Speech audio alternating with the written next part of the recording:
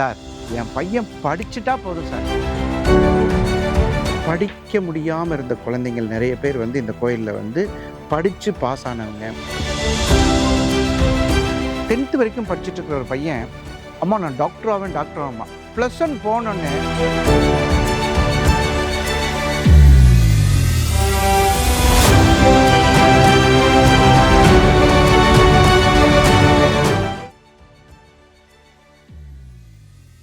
வணக்கம்.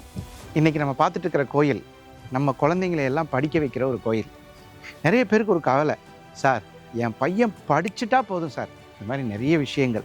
அப்படிப்பட்ட ஒரு கோவில் வந்து இன்றைக்கி நம்ம பார்த்துட்ருக்கிற ஒரு அற்புதமான அருள்மிகு ஸ்ரீ தேவநாத ஸ்ரீ யோக ஹயக்ரீவர் சுவாமி திருக்கோயில், செட்டிப்புண்ணியம், காஞ்சிபுரம்.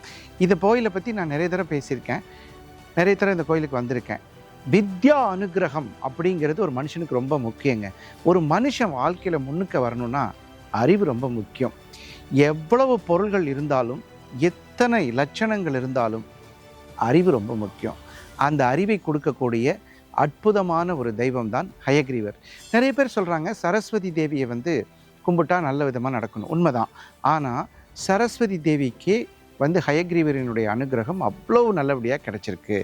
என்னுடைய ஆஃபீஸ் பார்த்திங்கன்னா நங்கநல்லூரில் ஹயக்ரீவர் கோயில் பக்கத்தில் தான் இருக்குது. ஆனால் நான் ஏன் இவ்வளோ தூரம் வந்திருக்கேன்னு சொல்லுங்கள்.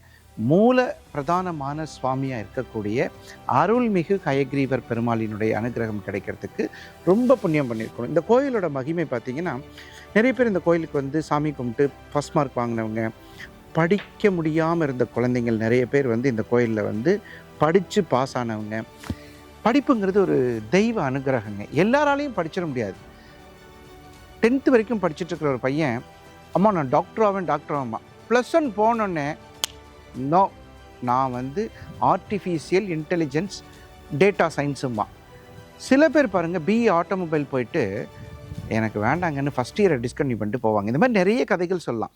பட் எடுத்த கோர்ஸை கம்ப்ளீட் பண்ணுறதுக்கு இந்த ஹயக்ரீவ வதன பெருமாள் இன்றைக்கி பாருங்கள், அங்கே மேலெல்லாம் பார்த்திங்கன்னா கும்பாபிஷேகத்துக்காக அழகாக அலங்காரம் பண்ணி இந்த பெயிண்டிங்லாம் பண்ணிகிட்ருக்காங்க. இங்கே பார்த்திங்களா நம்ம எல்லாம் பண்ணிகிட்ருக்காங்க. ரொம்ப சூப்பராக ஒரு விஷயங்களை இந்த கோவிலில் செஞ்சிட்ருக்காங்க.